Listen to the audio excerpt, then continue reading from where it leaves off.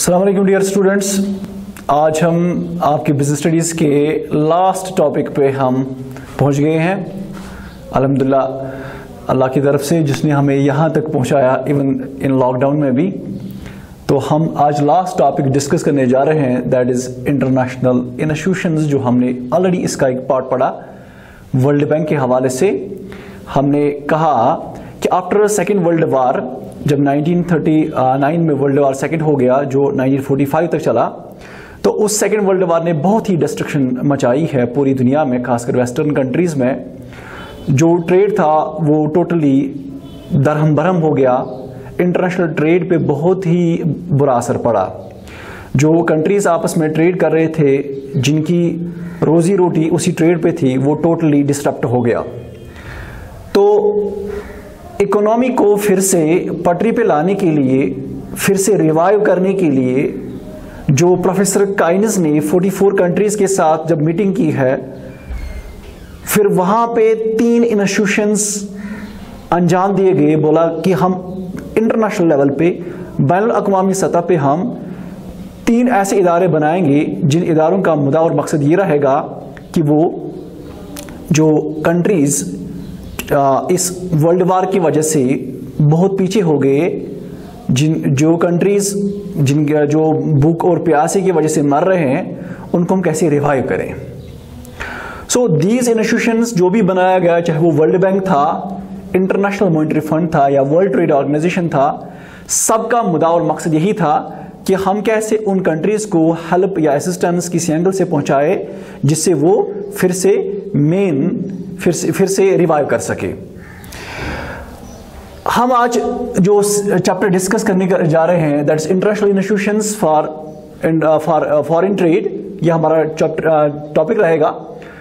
और उस टॉपिक में हम पहुंच गए हैं इंटरनेशनल मॉनेटरी फंड पे। इंटरनेशनल मॉनेटरी फंड क्या है, जिसको हम IMF के नाम से जानते हैं, ये असल में एस्टैब्लिश किया गया है 1945 पे, जिसका हेडक्वार्टर है वाशिंगटन DC में। और ये सेकंड लार्जेस्ट इंस्टीट्यूशन माना जाता है इंटरनेशनल लेवल पे, जिनका मकसद यही है कि ये as a finance facility provide करते हैं उन लोगों को जिनको ट्रेड करने में पैसों की किल्लत पड़ती है।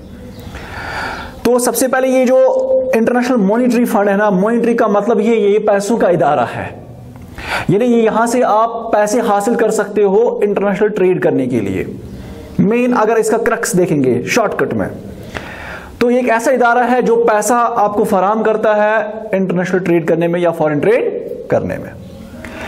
इसका जो बुनियादी मकसद है, मेन मकसद जो है, to evolve a system of international payments and adjustments in exchange rates among national currencies. आप इस बात से बखूबी वाकिफ होंगे कि हर एक कंट्री की अपनी अपनी करेंसी है। अगर हम इंडिया की बात करेंगे, इंडिया में रुपीस है, लेकिन अगर हम अमेरिका की बात करेंगे तो अमेरिका में आप US डॉलर्स देखते हो।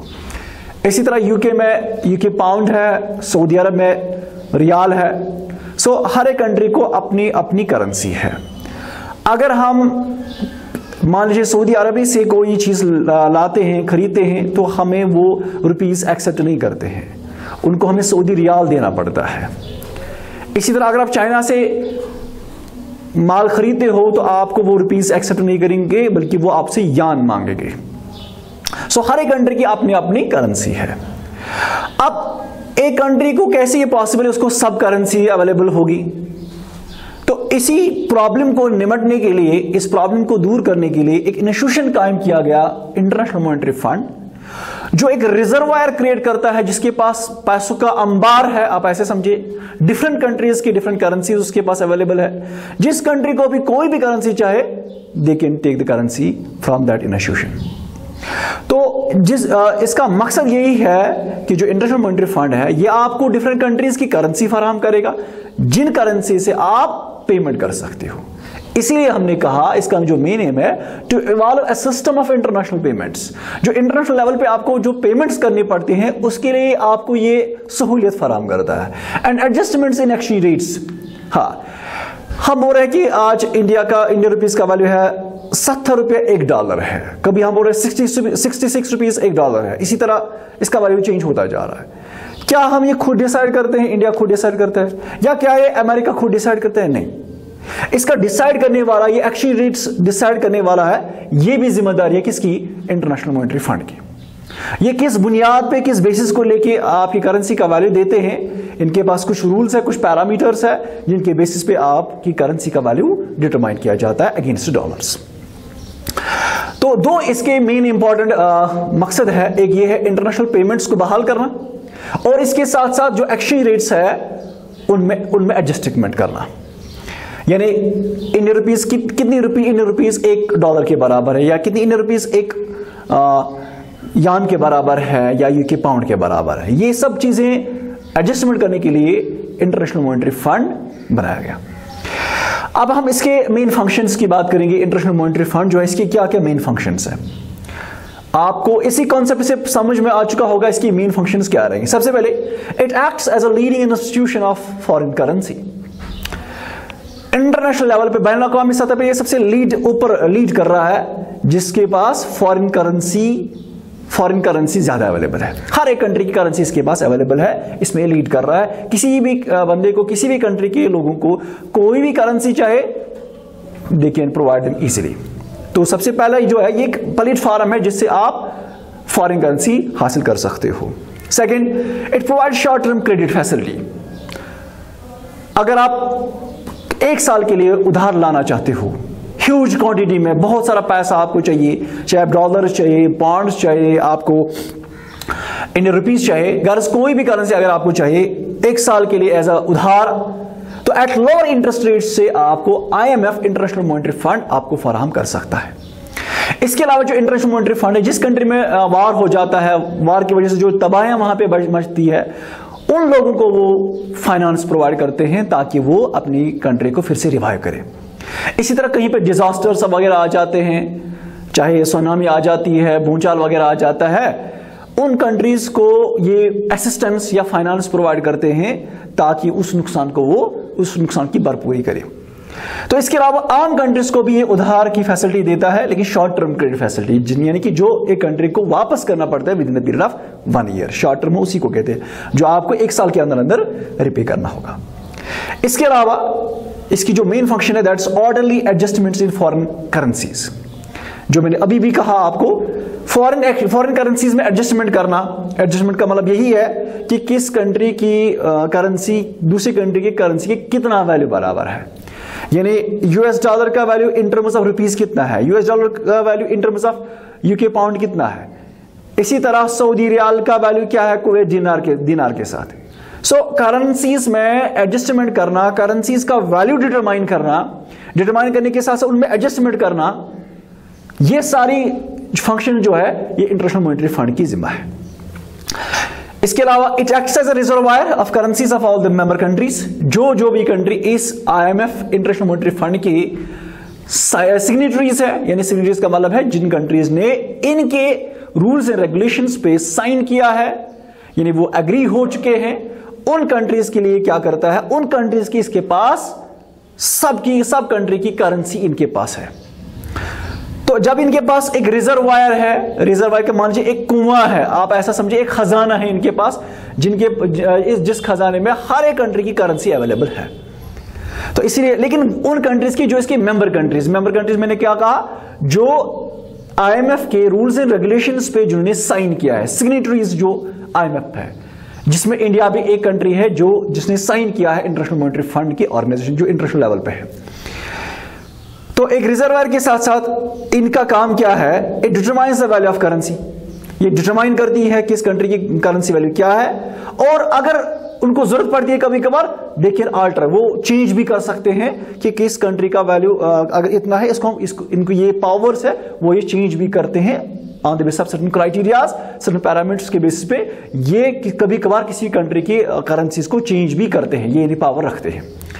सो इस तरह से हमें पता चला जो इंटरनेशनल मॉनेटरी फंड है, ये आपको जो ट्रेड करने में जो मेन प्रॉब्लम एक इंटरनेशनल ट्रेडर को आ जाती है, पैसों के हवाले से या फॉरेन करेंसी को हासिल करने से जो इनको मेन प्रॉब्लम आ जाती है, उस प्रॉब्लम को दूर करने के लिए जो बैनुल अक़वामी सतह पे जो इंस्टीट्यूशन कायम किया गया, दैट्स इंटरनेशनल मॉनेटरी फंड।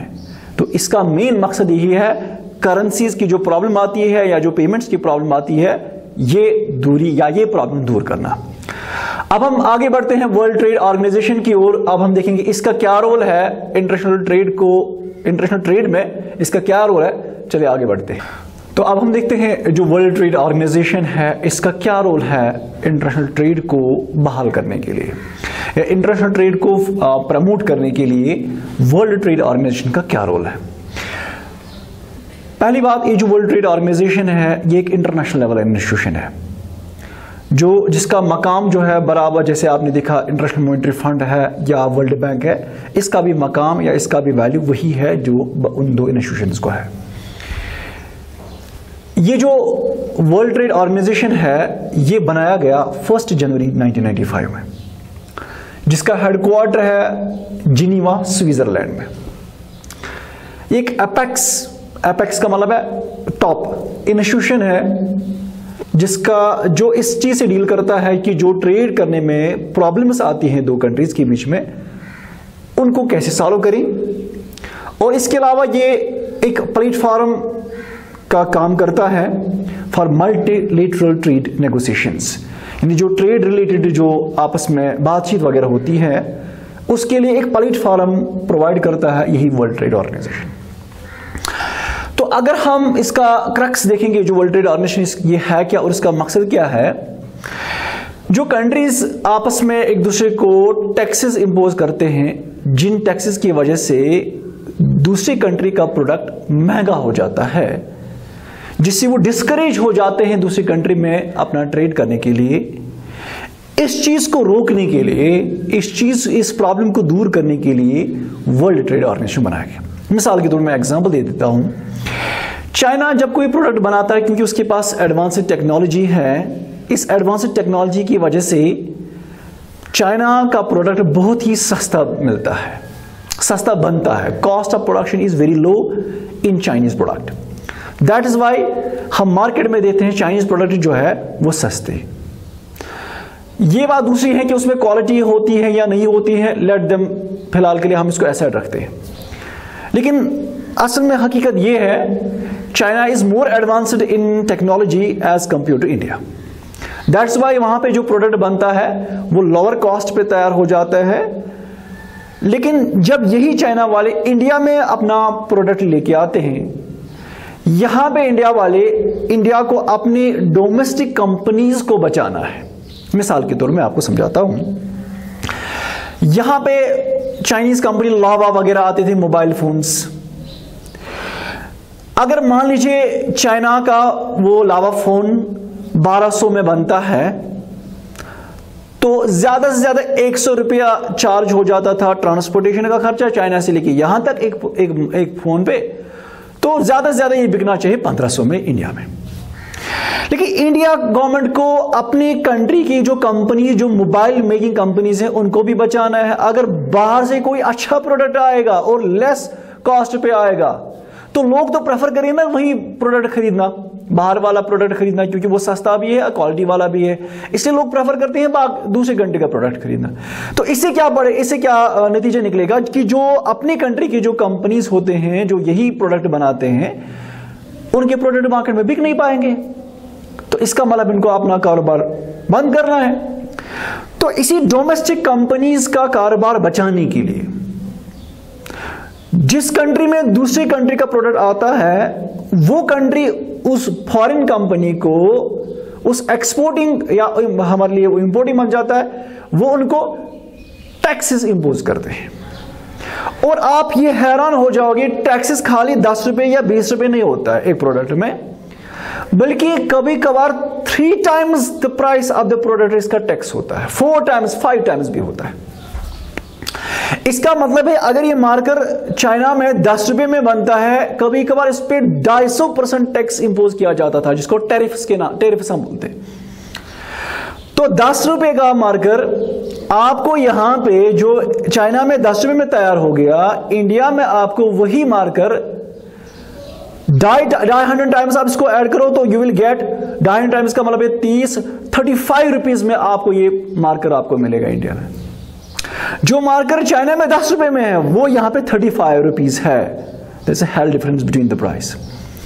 ये होगी छोटी सी एग्जांपल जो 10 रुपए का प्रोडक्ट है। इसी तरह जो हाई प्राइस वाला प्रोडक्ट होगा, मान लीजिए जो 10,000 का होगा, 10,000 पे आप 250% चार्ज करो, फिर आप देखो कि वो कितना बनेगा। तो इस तरह से लोगों को कितना महंगा चीज मिलता है जो फॉरेन कंट्री में बहुत सस्ता होता है। ऐसा क्यों है? ऐसा इस वजह से है क्योंकि कंट्रीज एक दूसरे को टैक्सेस इंपोज करते थे जब वो दूसरी कंट्री में ट्रेड करने के लिए जाते थे। तो ये प्रॉब्लम बन जाती थी उस कंट्री के लिए जब वो दूसरी कंट्री में जाती है अपना प्रोडक्ट बेचने के लिए, वहां की कंट्री उसको टैक्सेस इंपोज करते थे, टैरिफ्स इंपोज करते थे, विद रिजल्ट उसका भी प्रोडक्ट मार्केट में अच्छे से बिक नहीं पाता था। ये भी उनके लिए प्रॉब्लम हो जाती थी। अब इसी प्रॉब्लम को दूर करने के लिए वर्ल्ड ट्रेड ऑर्गेनाइजेशन आया। इस वर्ल्ड ट्रेड ऑर्गेनाइजेशन ने कहा कि हम एक free movement of goods and services between the countries रखेंगे। जब भी कोई कंट्री दूसरी कंट्री में अपना प्रोडक्ट लेके जाएगी, कोई भी टैक्स, कोई भी टैरिफ्स आपस में इंपोज नहीं करेंगे, ताकि कस्टमर, अल्टीमेट कस्टमर तक सस्ते दामों में प्रोडक्ट मिले और जो इंपोर्टिंग कंट्री है या जो एक्सपोर्टिंग कंट्री है वो अच्छे से ट्रेड, आराम से ट्रेड कर सके, आसानी से ट्रेड कर सके। ये कॉमन सी बात है, जब मैं हमसाया के लिए दरवाजा बंद रखूंगा तो मेरे लिए भी वो दरवाजा बंद रखेगा। Same is the case with here. यहां पे वर्ल्ड ट्रेड ऑर्गेनाइजेशन में ये कहा गया कि जो कंट्रीज आपस में ट्रेड करते हैं ना, ये आपस में कोई टैक्स इंपोज नहीं करेंगे। अगर इंडिया टैक्स इंपोज कर रही है चाइना के प्रोडक्ट्स पे, तो ऑब्वियसली जब इंडिया का प्रोडक्ट चाइना जाएगा तो वो भी इंपोज करेंगे। विद द रिजल्ट वहां के लोगों को भी प्रॉब्लम हो रही है, यहां के लोगों को भी प्रॉब्लम हो रही है। तो इसी प्रॉब्लम को दूर करने के लिए वर्ल्ड ट्रेड ऑर्गेनाइजेशन का इर्तिका हुआ, जिसका मकसद ये था कि जो ट्रेड है बिटवीन द कंट्रीज, जो भी इसमें प्रॉब्लम्स आ जाते हैं उन प्रॉब्लम्स को हम दूर करें। जो आपस में जो टैरिफ्स, टैक्सेस के हवाले से जो प्रॉब्लम्स आ जाते हैं ना, इन टैक्सेस को हम कैसे रिड्यूस करें, इनको हम कैसे कम करें, ताकि free flow of goods and services हो जाए दो कंट्रीज के बीच में और अल्टीमेट कस्टमर तक सस्ते दाम में प्रोडक्ट आए। लेकिन इस कंट्री जो वर्ल्ड ट्रेड ऑर्गेनाइजेशन है ना, ये उन्हीं लोगों पे अप्लाई होता है, उन्हीं कंट्रीज के लिए अप्लाई होता है जो इस वर्ल्ड ट्रेड ऑर्गेनाइजेशन के सिग्नेटरीज है, जो इसकी मेंबर कंट्रीज है। मेंबर कंट्रीज का मतलब है जो जिन्होंने WTO के एग्रीमेंट्स पे साइन किया है, तब जाके उन पे ये एग्रीमेंट्स या ये उन पे ये रूल्स अप्लाई हो जाते हैं। अब बात करते हैं इसके फंक्शंस की। वर्ल्ड ट्रेड ऑर्गेनाइजेशन की क्या फंक्शंस है? सबसे पहले जो मैंने अभी कहा, रिड्यूस ट्रेड बैरियर्स, जो ट्रेड करने में जो रुकावटें आती हैं दो कंट्रीज के बीच में, उनको कैसे दूर करे, उनको कैसे कम करे। कैसे? जब एक कॉमन कोड ऑफ कंडक्ट बनाओगे, जब हर एक कंट्री के लिए एक सेम रूल्स एंड रेगुलेशन सब रखोगे, जब हर एक कंट्री उस पर साइन करेगी, तो ऑब्वियसली ट्रेड करने की जो प्रॉब्लम्स है वो दूर हो जाएगी। मैंने आपको पहले ही कहा, इनका मकसद ये है कि ट्रेड जो बिटवीन द टू कंट्रीज है ना, वो आसानी से हो जाए, उनमें कोई प्रॉब्लम बीच में ना आए। इसके अलावा मिटिगेशन ऑफ ग्रीवेंसेस, जो कंट्री को दूसरे कंट्री का जो शिकवा है, शिकायतें हैं, जो इस शिकायत को दूर करने के लिए एक प्लेटफॉर्म प्रोवाइड किया गया। WTO ऑर्गेनाइजेशन ये कहती है जिन कंट्रीज को भी, जिन लोगों को भी आपस में प्रॉब्लम है ट्रेड के हवाले से, वो हमारे पास आ जाए, हम उनको वो मसला सुलझा के देंगे। तो एक तो ये शिकायतें भी सुनते हैं कंट्रीज के बीच में, कंट्रीज के दरमियान जो आपस में शिकायतें हैं ट्रेड के रिलेटेड, एक तो वो भी सुनते हैं, और इसके साथ साथ सेटलमेंट ऑफ डिस्प्यूट्स, जो उनका तजाद होता है, कॉन्फ्लिक्ट्स होते हैं ट्रेड के रिलेटेड, उनको भी वो दूर करके देते हैं। एक तो ट्रेड आसान हो जाता है, और जो इन कंट्रीज के बीच में जो रसाकशी होती है, जो इनको आपस में जो लड़ाइयां होती है, तजाद होता है, उनको भी दूर करते हैं, ताकि वो जंग से बच सके, वो जंग पे ना आ जाए। इसके अलावा अंडरस्टैंडिंग ग्लोबल इकोनॉमिक पॉलिसी, इसके अलावा ये पॉलिसीज भी बनाते हैं कि हम कैसे वर्ल्ड इकोनॉमी, हर एक कंट्री की इकोनॉमी को अपलिफ्ट कराए। ये इसके लिए पॉलिसीज हमेशा बनाते रहते हैं in consultation with world bank and IMF, international monetary fund के साथ, वर्ल्ड बैंक के साथ ये आपस में टच रहते हैं, कंसल्टेशन में रहते हैं, और ये कुछ rules and regulations frame up करते हैं या पॉलिसीज बनाते हैं जिससे वर्ल्ड की इकोनॉमी को अपलिफ्ट मिलता है। होप आपको ये समझ में आ चुका होगा। इसके अलावा अगर आपको इसी बुक में कोई भी कहीं पे भी कोई प्रॉब्लम है, आप कमेंट बॉक्स में जाके वहां पे आप अपना क्वेश्चन रख सकते हो, या इवन आप कांटेक्ट भी कर सकते हो हमारे साथ।